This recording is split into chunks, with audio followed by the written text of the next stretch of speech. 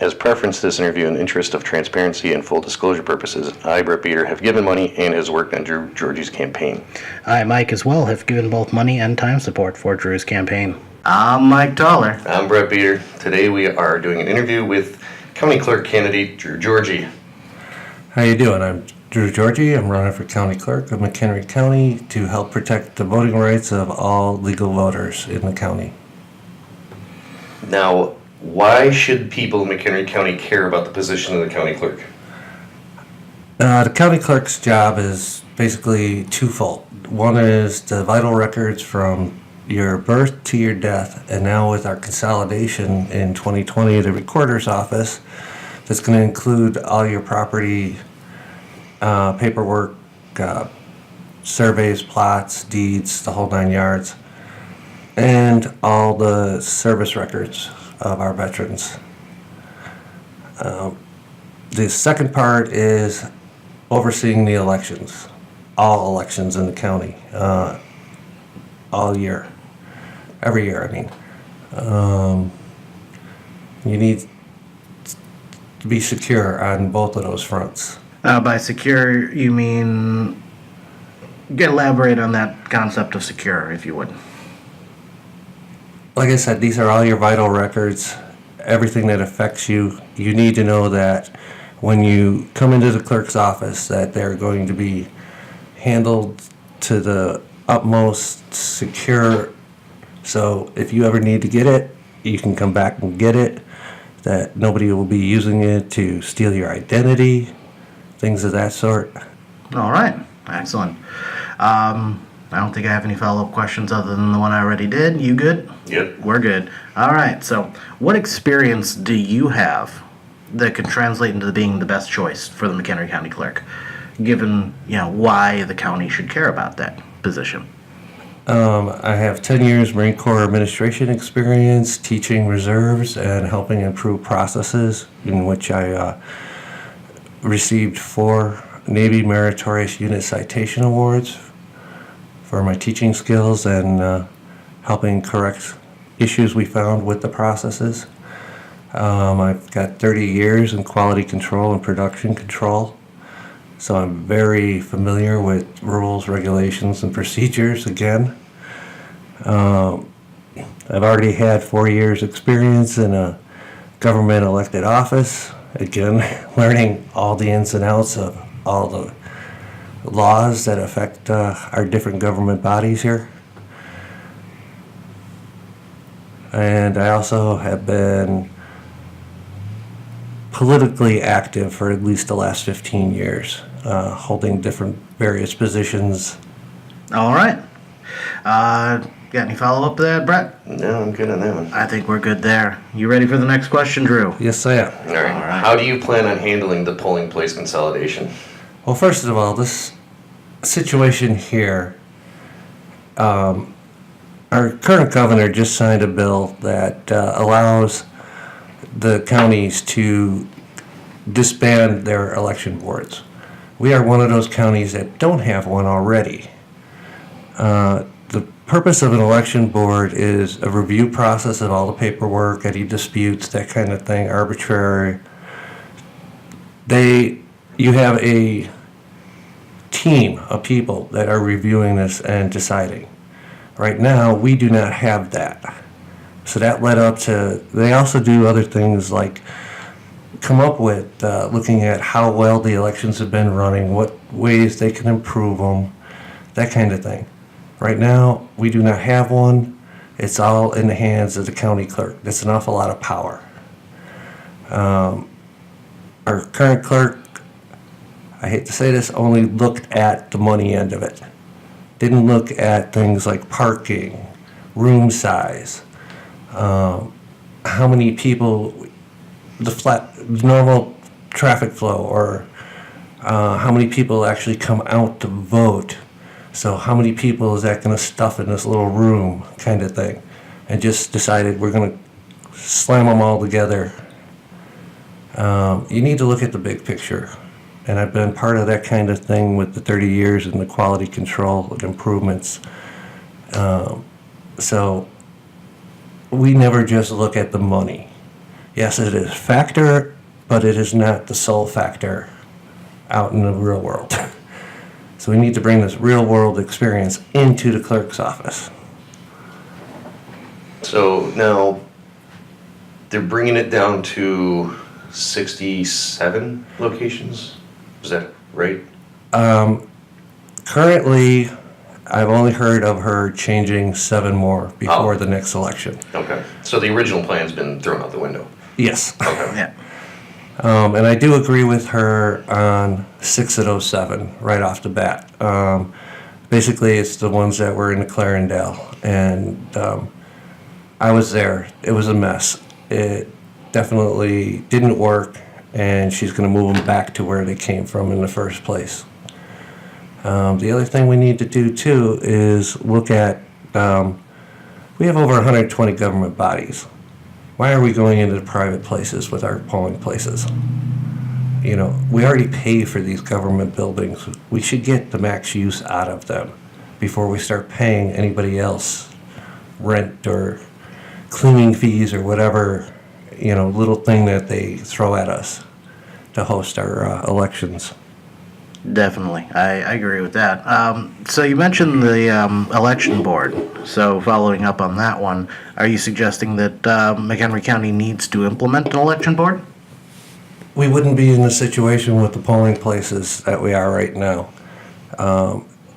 We could have had a well thought out plan and looked at all of the things. You're putting a lot of, and it's going to be even worse now that the recorder's office is going to get consolidated, so you're putting more and more duties on one person and more power in one person's hands. Those two things don't work well in the real world. So, I mean, on that concept, how would you go about that? How would would the election board be comprised of county board members? Would it be comprised of citizens? Would it be how would you build that county board, the election board? I would like to see it as a nonpartisan group. Yeah, I believe that elections should not be controlled by one party or the other, or any party. This should be like justice. It's blind. You know, everybody should be equal when it comes to their voting rights. So I don't want to see like just one type of group either. It never works well in my improvement plans out in the real world. You need a diversity of people and opinions. And some of the people that are on the fringe come up with some of the best ideas.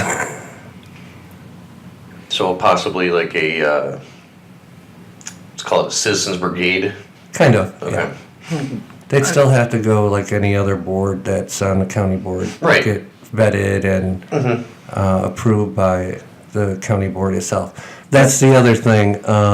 When it comes to the clerk, she or he, whoever it happens to be at the time, without this, their decisions are final. There is no oversight by the county board, except when it comes into capital improvements over $20,000. Then they have to approve it, and it has to go out for bid and the whole process like that. Whereas if you do have an election board, the county board has to approve whatever is presented by that board to them, or disapprove. All right. I think that pretty much sums up pretty well there, polling place consolidation. You agree? Yep, I'm pretty good at that. You got anything else you'd like to add before we move on to the next question? No, that's it for the. All right. So the next question then is, how do you plan to handle the clerk's office taking over the recorder's office? This might sound funny, but this isn't my first pony ride in that kind of situation. When I was working with SKF Aerospace, we were making, our sister company in France was making control rods for Boeing. And there were some issues on delivery and quality, and Boeing basically said, either you bring it here to the United States or we pull our contract. So myself and 2 production people totally designed a whole new department to do control rods in Elgin. And within the first year, We ended up getting an award for Boeing as one of its most improved suppliers. So I do have the experience on being able to consolidate. And I'm all for consolidations, but you have to have a good plan and a good reason for it. So not just consolidate to consolidate. You got it. That's a big buzzword, right? That's what I hate about this whole thing is you hear all these buzzwords, reduction of the county board numbers, which I agree we need to do that. But, I mean, they're just being used as, like, campaign slogans. And a plan. Maybe, look before you leap. Right. That's kind of your idea there. Instead of leap first and look back and go, oh, crap. Uh-oh, no airbag. All right. Well, we're seeing that with the the removal of the highway commissioners. There is no, okay, what happens after we do this? There's no looking forward there, and you can't plan things that way. No, you can't. And so, what is your plan? Do you have one yet? As far as, I'm sorry. As far as taking over, the recorder's office, do you have one? Do you need to get into office before you, so that you can assess things before you have that plan? Do you kind of have a loose plan already in place? How are you looking to handle that? Well, the very first thing you do, or very first thing I do when I'm thrown into a new situation as far as, hey, something went wrong, go over to this department or this process, is you ask yourself, what are our resources? Manpower, money, and equipment. Okay, so we are going to have to review exactly what we have as far as those resources. Do we need more training for our manpower? One thing I'm going to implement is we're going to be cross-trained. So anybody walking through that door at any time while we're open can be helped by anybody in the office. You don't have to wait for somebody to come back from maternity leave or vacation or is out sick or coming back from lunch. You'll be able to be handled when you walk in there. So hopefully that will improve some of the efficiencies. So the first thing we're going to have to do is look at what training are they all going to need and be the most efficient at it. All right. All right. Now, next question here. What deficiencies do you see inside the clerk's office, and how do you plan on correcting them? Well, our governor signed another bill adding us to the voter registration cross-check. And basically, that is punishing the voters. There's nothing that they can control. This is all because our county clerks are not doing their jobs. I've been a deputy register for McHenry County on and off for the last 15 years. And the very first question we're taught to ask is, why do you need to register? Are you a brand new voter? Have you moved from someplace? Based on that, determines on which paperwork gets filled out. Either way, you still fill out the voter registration card, but if they're moving in from someplace else, you fill out another card. And by federal law, if the county clerk gets it in writing that you have changed your address, you could be stricken off the rolls right then and there. Cross-check could be used as a tool to start the legal process. And unfortunately, it could take 4 to 6 years using the legal process because you have to send out letters and wait for replies back and move them into the inactive rolls and that kind of stuff. Whereas we could be more efficient. Again, something else I've been working on for 7 years now is expanding the intergovernmental agreements. How hard is it to go over to the post office and ask them to add the county clerk to the moving package that you can get from them?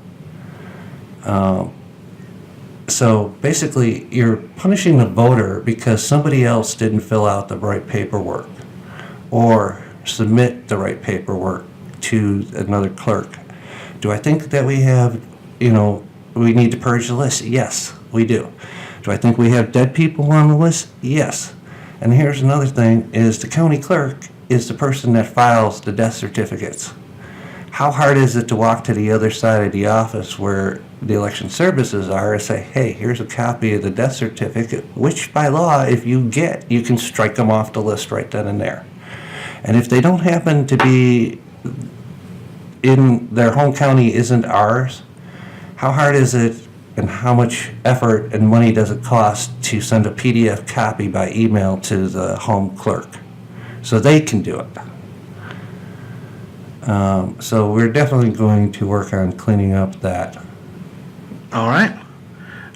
So I mean, there was a list of about 3 to 4 deficiencies there, wasn't there? So of those deficiencies, what is your top priority? It's going to have to be getting this consolidation of the 2 offices done as soon as we can and as efficiently and cost effective as we can. Again, this was one of those election buzz things. I'm going to get rid of the recorder's office, but there's no follow-up plan. It's great. It made the voters happy. You know, we're going to save $150,000 a year between the salary and the benefits, but how much is it going to cost us to do this in the first place? There's been no return on investment report. And what is $150,000 divided by the number of taxable properties in the county? Correct. I mean, you're low-hanging fruit that really doesn't add any bang for the buck. It's like I'm going to clean my hard drive, so I'm going to delete this 2-bit text file.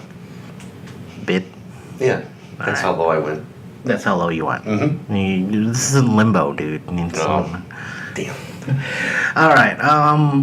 So the top priority is handling the looming gargoyle that is the consolidation between the recorder's office and the clerk's office. Right, and getting everybody cross-trained, because that will improve the efficiency while helping cut down the costs. Excellent. All right, now, how are you planning on upgrading the county clerk's office to help get it into the 21st century?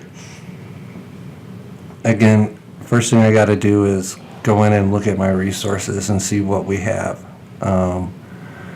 as far as our equipment and our training and that kind of thing. But yeah, the very first thing, like I said, to get us up to par is to make sure everybody's trained properly. One of the things while I was on the village board that I tried to do is bring in ISO quality procedures when it came to dealing with suppliers and our workers. So real quick for our non-technical listeners, what is ISO? ISO is the quality procedure. It's considered one of the lowest out there. It's a beginner kind of thing, and it's very simple. Bare minimum. Right, very bare minimum. When I was at SIU, one of my instructors for Greenbelt training, I told him, yeah, I'm working for a company, they have no quality, I'm going to get them ISO certified. And he's like, so basically you're going to make sure that they document how they make garbage. You know, there is no real quality, but some of the stuff in ISO is very useful and it doesn't take a lot. One thing is a procedure on how you qualify your vendors and monitor them. The same thing is when it comes to the personnel, what jobs are out there. So you need a complete list of all the jobs, the skills needed for that position, and then how does this employee fit that, and what are you doing to make sure that they are. Exactly, and to kind of put that succinctly, ISO certification or ISO certification is that you simply follow a set of rules and regulations that are battle tested, if you will, across the board. These are your standard operating procedures. Why reinvent the wheel on how we're going to document this when there's already an ISO standard for it? That's all it basically boils down to is industry standard documentation and operating procedures. Right, you're just documenting your procedures. And I know people say that this has been misquoted by Einstein, but doing the same thing over and over and expecting a different result is the definition of insanity. But doing something over and over that's proven to work is not. Right. So, I mean, how, other than ISO certification and bringing up the ISO standards, if they're not already implemented in the office, that's not really the 21st century. That's more like the 19th century. Right. So, how are you going to bring the county clerk's office into the 21st? Well, part of ISO also is a continuous improvement program. So hopefully we will implement that.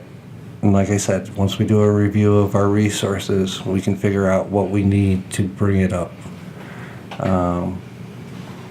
Yeah, I'm sure there's going to be a lot of things like, oh, we're using a version of Windows that is totally hackable and we need to adjust that, again, data security.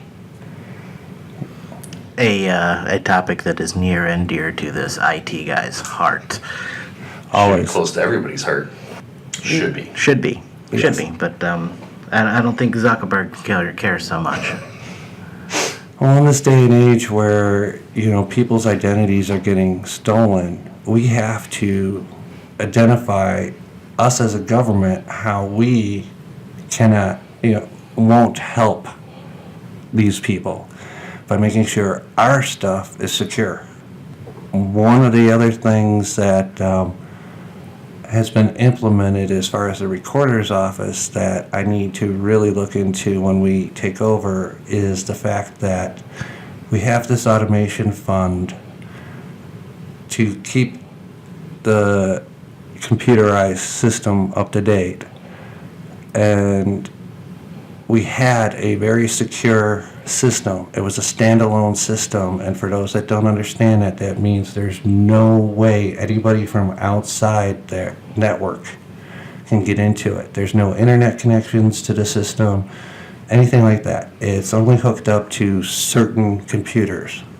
What we would call in the IT world air-gapped isolated. Right.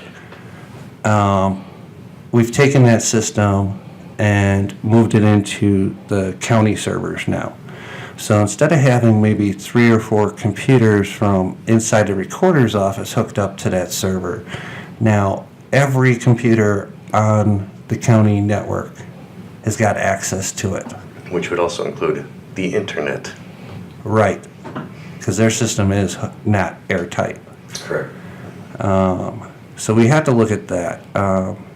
We had this money, and it's a great sum, and I'm sure we don't need to spend all of it to ensure the safety of your homes and your veterans' records. All right.